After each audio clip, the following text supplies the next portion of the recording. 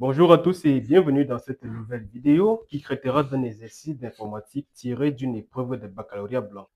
Les notions abordées ici sont environnement de programmation en C, structure de contrôle, trace d'un programme.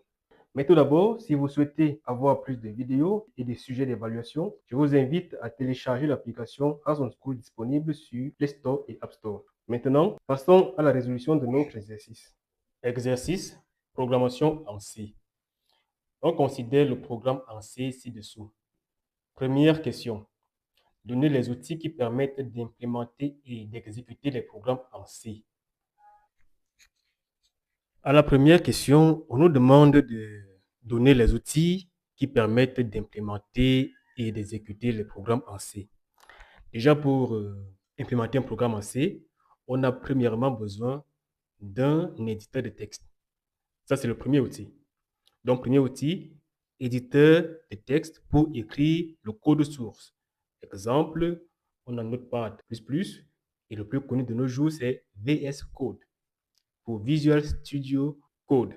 Deuxième outil, compilateur. Le compilateur C, bien sûr. Un compilateur C pour transformer ce code en exécutable. Exemple de compilateur, on a GCC pour JUnit Compiler Collection.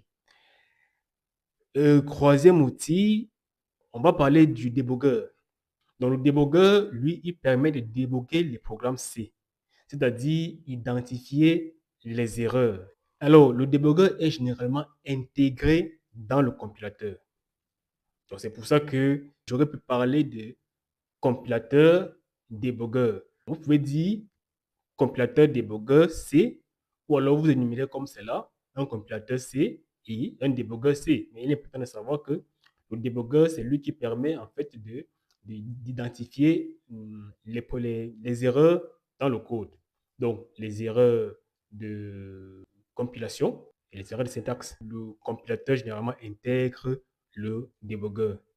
Et maintenant, une fois qu'on a compilé son programme et que ça s'est bien passé, il faudra maintenant le tester. C'est donc là qu'on a besoin du terminal ou encore les lignes de commande. C'est un programme pour exécuter, pour en fait appeler d'autres programmes. Donc, tous les systèmes d'exploitation modernes, anti-Windows, Linux, macOS, ils ont un terminal intégré. C'est à partir de lui qu'on lance l'exécution des programmes. Donc, voilà les outils.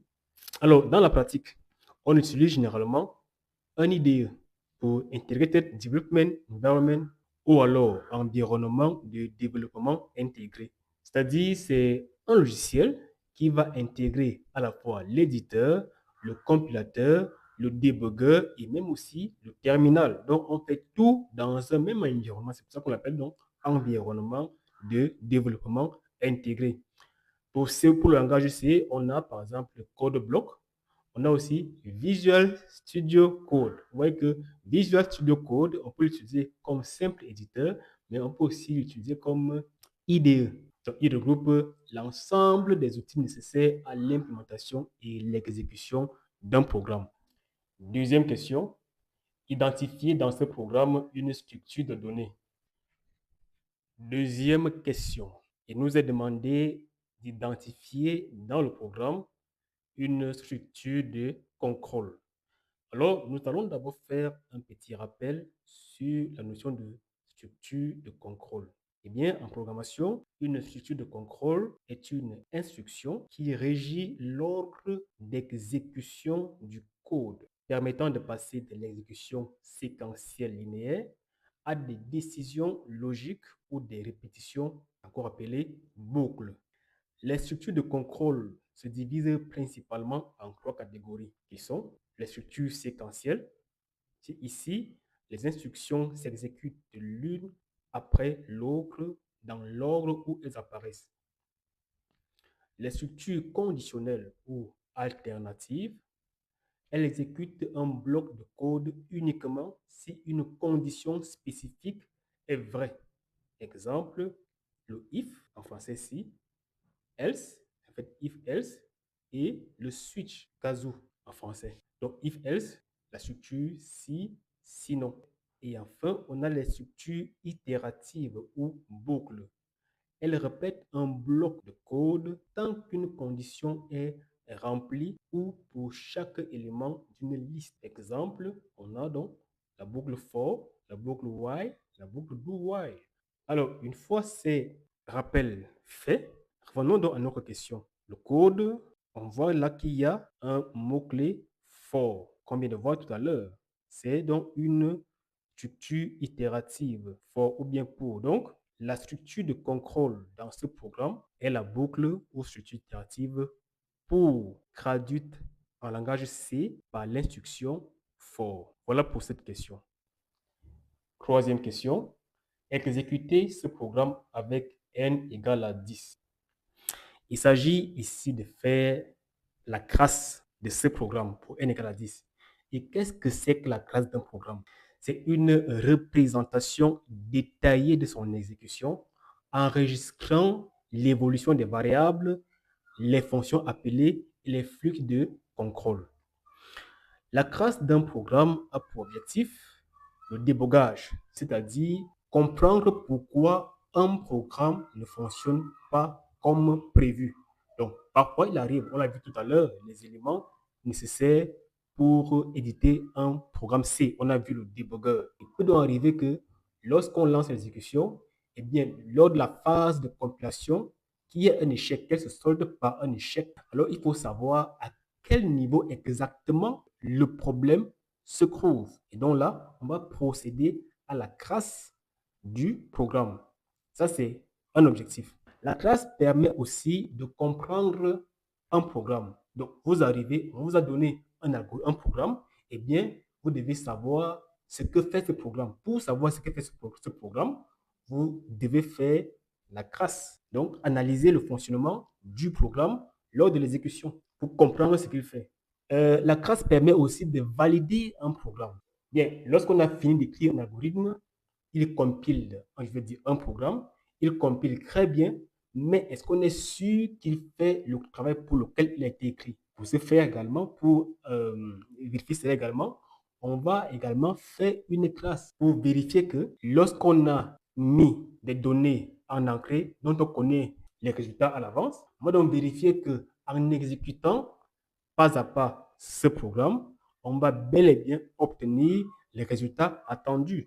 Là, c'est la validation. Bien, une fois ces rappels faits, passons donc à la classe de notre programme. Alors, pour faire la classe d'un programme, il faut disposer un tableau. Il y a les colonnes suivantes. La colonne itération, elle n'est pas obligatoire. Il faut la mettre si dans le programme, il y a un boucle. La colonne ligne qui va identifier en fait la ligne d'exécution en cours. Maintenant, une colonne pour chacune des variables. Ici, on a deux variables déclarées, n et i. Ah oui, donc là, c'est plutôt n. Voilà, petit n. Bien, n et i.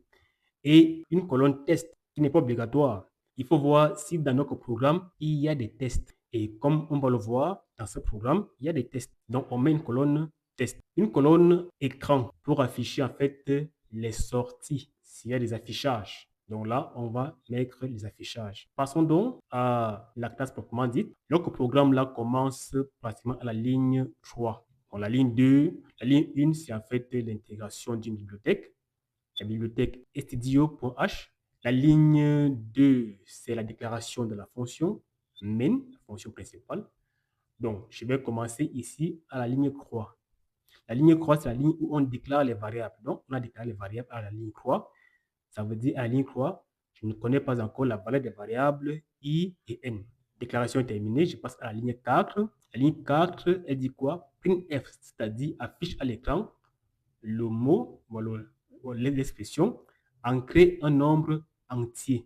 Donc, j'écris au niveau de la colonne affichage, ancrer un nombre entier. C'est terminé, je passe à la ligne 5.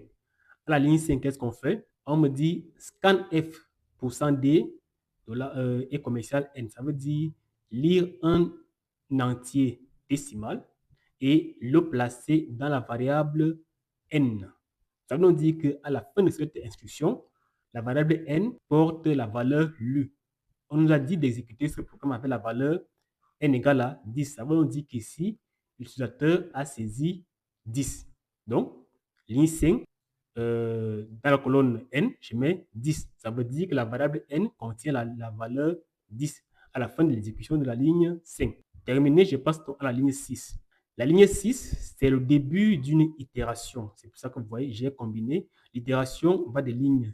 Une itération porte sur les lignes 6, 7 et 8. Vous voyez donc là, la ligne 6, 7 et 8.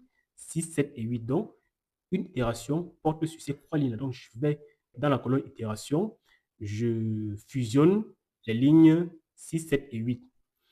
Alors, la ligne 6 fait quoi? Pour la première itération, on initialise la variable i. Donc, pour i allant de 0, donc, i prend la valeur 0. Bien, je ne modifie les valeurs des variables que lorsqu'elles sont modifiées dans l'instruction. Ça veut dire que, ici, par exemple, je n'ai pas mis la valeur de n. La valeur de n est la dernière valeur connue. Ça veut dire que partout là, la valeur de n vaut 10. Donc, première itération, donc, j'ai initialisé i à 0. Ensuite, j'ai fait un test là. Est-ce que i est inférieur à n? Expliquons comment fonctionne la boucle for. Première itération, j'initialise la variable d'itération. Maintenant, je teste la condition. Si la condition est vraie, j'exécute les instructions de la boucle et après, je reviens faire l'incrémentation ici, qui est faite ici.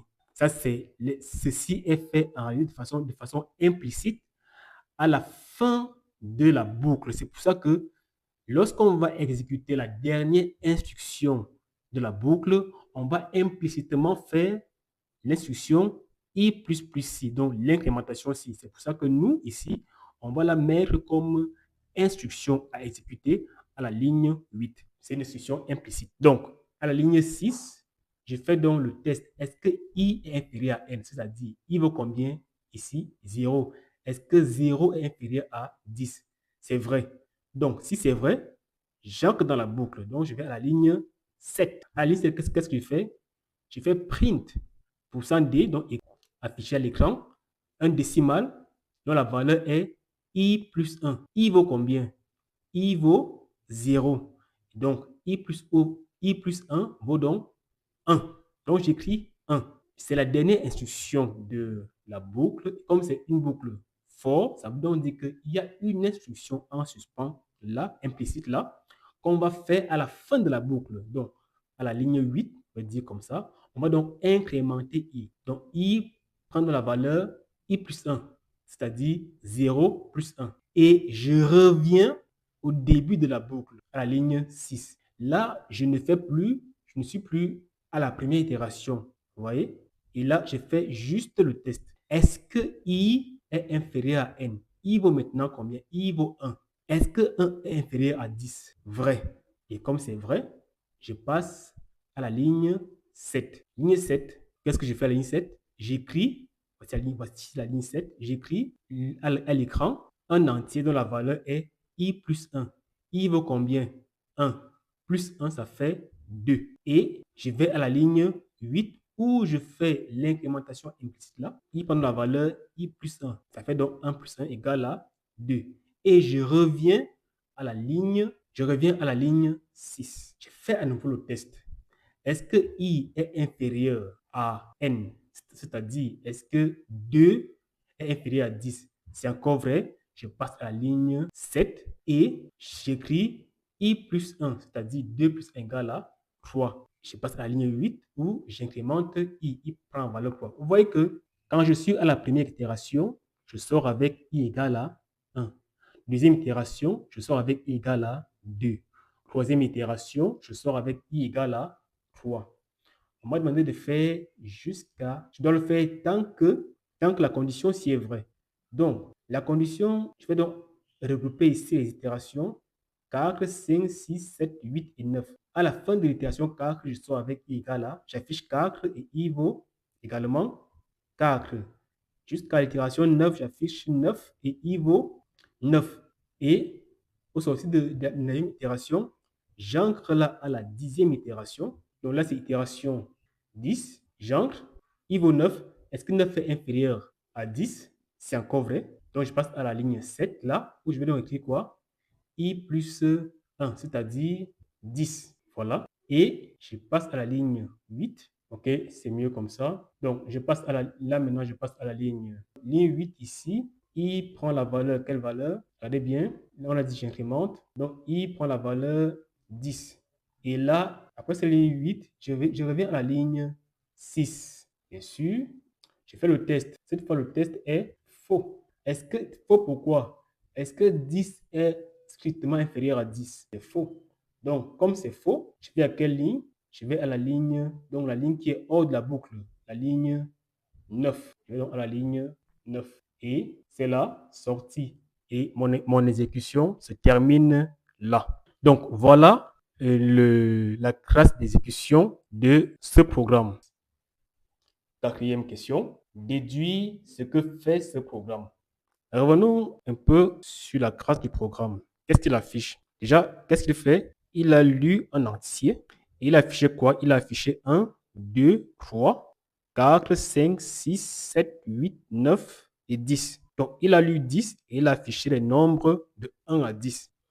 Si vous avez bien suivi la crasse, si on varie le nombre n, eh bien, le nombre d'affichage va aussi varier en fonction de n. Ça veut dire si n égale à 20, il va afficher les nombres de 1 à 20. Si n égale à 5, il va afficher les nombres de 1 à 5. Si n égale à 50, il va afficher les nombres de 1 à 50. Ça veut donc dire quoi? Qu'il lit un nombre et il affiche les nombres entiers non nuls. Vous avez vu qu'il évite d'écrire 0. Les nombres entiers non nuls inférieurs ou égal au nombre lu. On peut l'écrire comme ça. C'est ce qu'on écrit ici. Donc, ce programme lit en entier. Il faut d'abord le dire. Et affiche les nombres entiers non nuls inférieurs ou égal au nombre lu. Ce qui peut encore se formuler comme ceci. C'est un programme qui lit en entier n et affiche les n premiers entiers non lus. Donc, voilà ce que fait le programme. Et nous sommes au terme de notre exercice. Merci de votre écoute et à la prochaine séance.